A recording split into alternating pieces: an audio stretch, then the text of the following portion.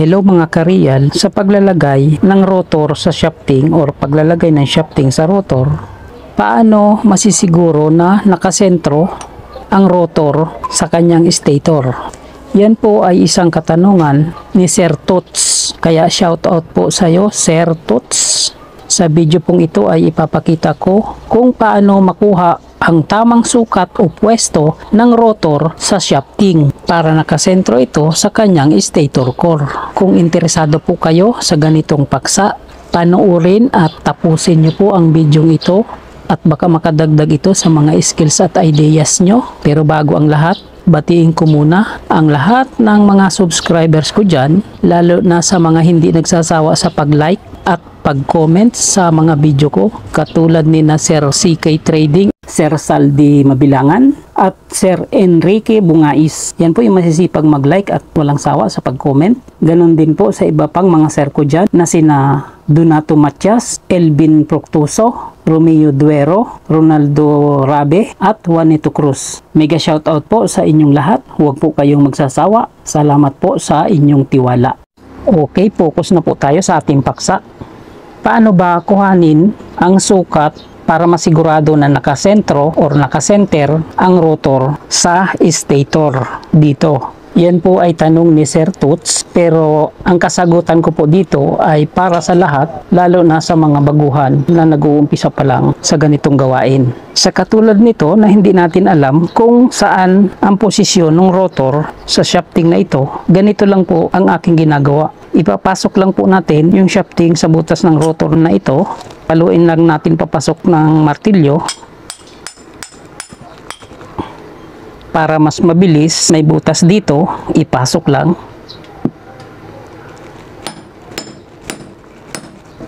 Ayan.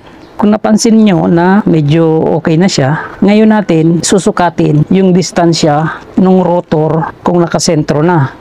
Itatapat lang po ninyo itong gitna ng rotor, yan, makikita nyo yung guhit na yan. Parehas po ang sukat ng gitna na yan at saka ng stator core. Ito po ang stator core.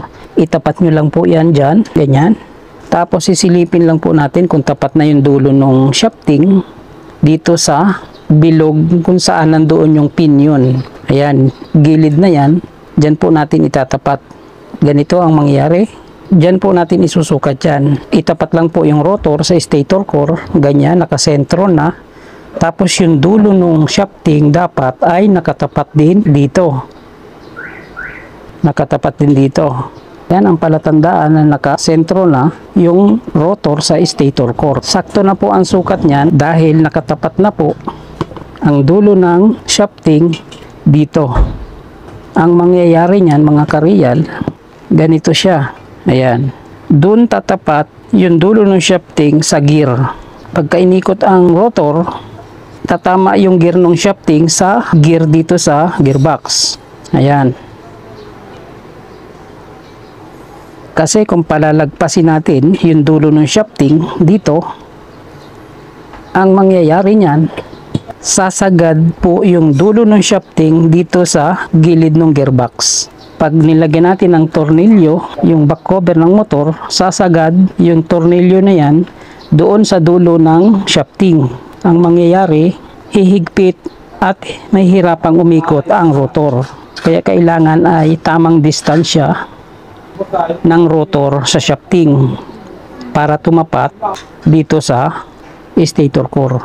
Para malinaw, itatapat dito yung rotor para masentro sa stator core at silipin yung dulo ng shafting na tumapat doon sa pinakambilog ng pinion cover. Ganito siya. Okay, sentro na yan. So yung sukat ng dulo niyan, saktong-sakto na yan doon. Hindi lagpas, hindi kapos. Kasi kung kapos, hindi tatama yung gear ng shafting sa gear ng gearbox. So malinaw? Yun po ang ginagawa ko para maisentro yung rotor sa stator core. Pag nilagyan na ng blower at saka spacer ang shafting bago ipasok doon, dapat itong pinakang guhit ng rotor ay tumapat din dito sa kanto ng stator core sa ilalim, ganyan. Okay, napansin nyo na eksaktong-eksakto yung rotor at nakasentro ito sa kanyang stator core. Okay, ganun lang po kung paano kuhanin ang sukat para masigurado na nakasenter ang rotor sa stator. Sana ay naunawaan po ninyo ito. Naging malinaw sa lahat ng gustong matuto tungkol dito. Ilagay na rin natin yung blower sa front. Tapos ang manipis na spacer. Ito po ay demonstration lamang. Ibalik na ang front housing. Ayan.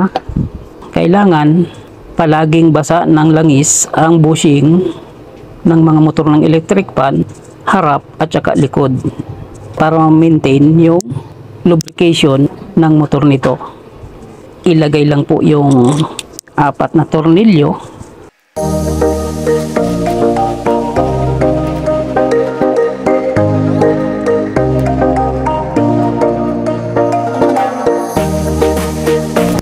Okay, ayan, naibalik na po yung 4 na tornilyo. Subukan natin pihitin ng kamay ang shafting. Ayan, ayaw pumihit po, matigas. Ang tanging gagawin lang po natin dyan para ma-reset yan at lumambot, pihitin. Paluin lang po natin ng tigta 3 dito gamit ang martilyo o kaya plies. 1, 2, 3, 1, 2, 3. Ayan, malambot na po mga karyal. Ayan, umikot na. Kanina matigas. Okay na po yan. Okay, ganun lang po ang pamamaraan ko para maisentro yung rotor sa kanyang stator core. Sana maunawaan po ninyo ang aking kasagutan para sa ganyang katanungan. Kung nakatulong po ito sa inyo, paki-like at paki-share na lang po para malaman din ng iba. Subscribe nyo na rin kung bago pa lang kayo dito, dahil ito po ang aking munting channel. The real life, Vic S. Real Flow expresses the reflections of a common worker, driver, technician, and a bar